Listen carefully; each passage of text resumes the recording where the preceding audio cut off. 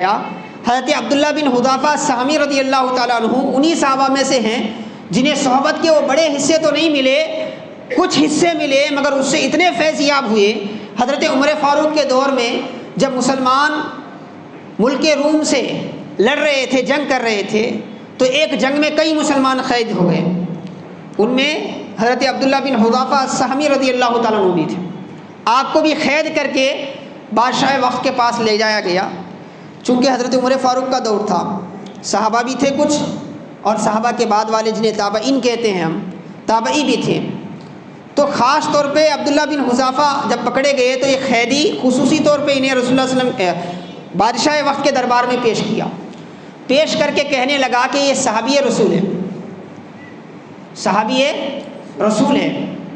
وجہ یہ تھی کہ وہ چاہتے تھے کہ ان کو پہلے متاثر کیا جائے، کیونکہ یہ دین کی اصل ہیں۔ اتنے سال آنے کے بعد مسلمان نہیں سمجھ رہے ہیں کہ صحابہ کا مقام کیا ہے، مگر وہ یہودی اس وقت سمجھتے تھے کہ یہ دین کی اصل ہیں۔ اگر ان میں اگر کجی پیدا ہوگی، ان میں اگر کمی پیدا ہوگی تو بعد میں آنے والی نسلیں تو ایسے ہی تباہ ہو جائیں گی۔ اسی لیے جب صحابی جیسے ہی کہا گیا کہ یہ صحابی ہے تو اس نے خصوصی طور پر کیا ہے، سب قیدیوں کو کی طرف سے اپنی توجہ ہٹائی، عبداللہ بن حذافہ صحابی کو قریب بلایا، بڑی عزت پیار سے باتیں کی، اور اس کے بعد کہنے لگا کہ آپ میرے قیدی ہیں، اور میں چاہوں تو آپ کو ختم کر سکتا ہوں، اسی لیے میں چاہتا ہوں کہ آپ ہمارا مذہب قبول کر لیں، عیسائیت کو قبول کر لیں، جس کے بدلے میں اپنی بادشاہت کا آدھا حصہ آپ کے حوالے کر دوں گا۔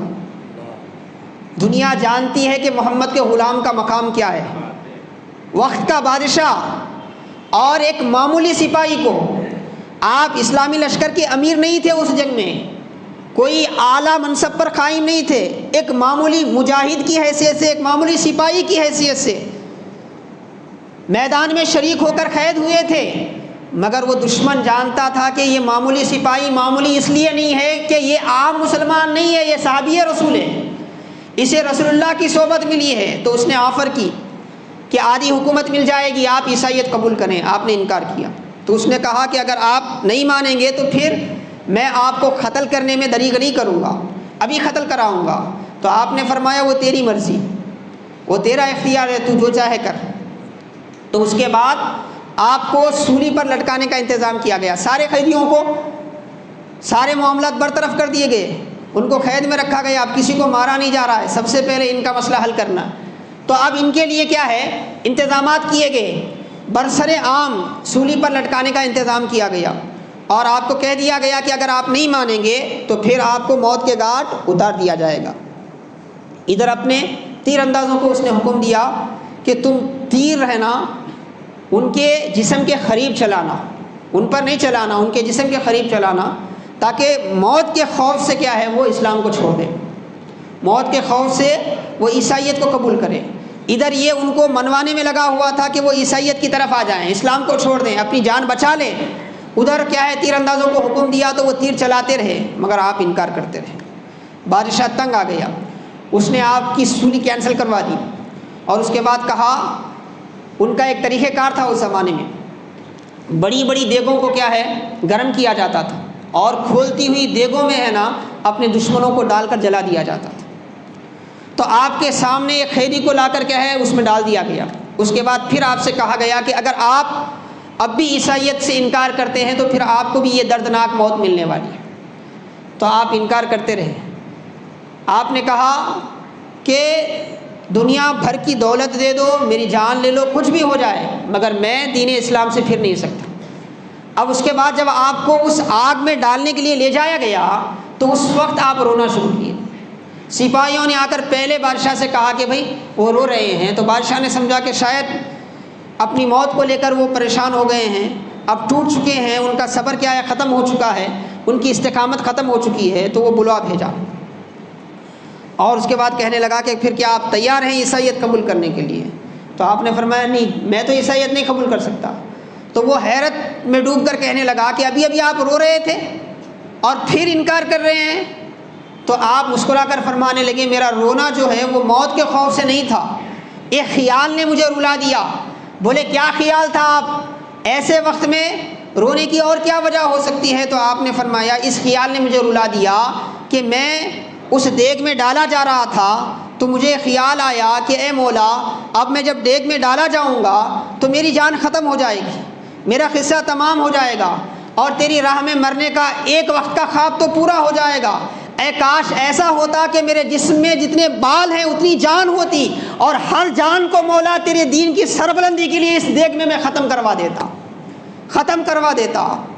تو بادشاہ عاجز آ گیا، وہ کہنے لگا اب تو میں آپ کو دین بدلنے کا مطالبہ نہیں کرتا، ایک مطالبہ کرتا ہوں، آپ میرے سر کا بوسہ لے لیجئے، میں آپ کو چھوڑ دوں گا، میرے سر کا بوسہ لے لیجئے، میں آپ کو چھوڑ دوں گا۔ تو آپ نے کہا صرف مجھے چھوڑو گے؟ تو اس نے کہا ہاں آپ کو چھوڑوں گا۔ بولے نہیں میں بوسہ نہیں لوں گا۔ پھر آپ کیا چاہتے ہیں؟ میں چاہتا ہوں کہ میرے سارے مسلمان قیدیوں کو چھوڑ دیں۔ تو بادشاہ کہنے لگا اچھی بات ہے، آپ بوسہ لے لیجئے، میں آپ کے ساتھ آپ کے سارے مسلمان بھائیوں کو بھی چھوڑ دوں گا۔ تو آپ بوسہ لیے اور بادشاہ نے کیا ہے اپنی بات کو رکھتے ہوئے سارے قیدیوں کو چھوڑ دیا۔ جب یہ پورا قافلہ مدینہ پہنچا اس وقت امیر مسلمانوں کے جو خلیفہ تھے حضرت عمر فاروق تھے، وہ خود ان کے استقبال کے لیے آئے اور سارا واقعہ سننے کے بعد مسلمانوں سے کہنے لگے مسلمانوں عبداللہ بن حذافہ سہمی نے ایسا کام کیا ہے کہ ہر مسلمان کے لیے لازم ہے کہ ان کے سر کا بوسہ دے، اور سنو میں تمہارا امیر ہوں، سب سے پہلے میں ان کے سر کا بوسہ دیتا ہوں اور آپ نے ان کے سر کا بوسہ دیا۔ تو ایک طرف حضرت عمر فاروق کی وہ کیفیت ہے، دوسری طرف حضرت عبداللہ بن حذافہ کے اس واقعے میں آپ غور کریں وہ کیا چیز تھی جو چٹان کی طرح انہیں دین پر ایسے مشکل حالات میں بھی قائم رکھی ہوئی تھی۔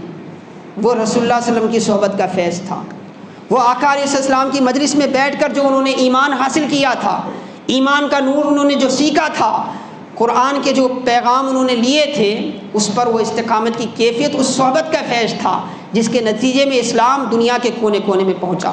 آج ہم کثرت کے باوجود ذلیل و خوار اس لیے ہو رہے ہیں کہ آج ہم ہر چیز اپنے نفس کی خواہش کے مطابق کرنا چاہتے ہیں۔ ہم یہ نہیں چاہتے کہ ہماری زندگی میں اسلام دائر ہو جائے، اسلام نافذ ہو جائے، جس کے نتیجے میں ذلیل و خوار ہو رہے ہیں۔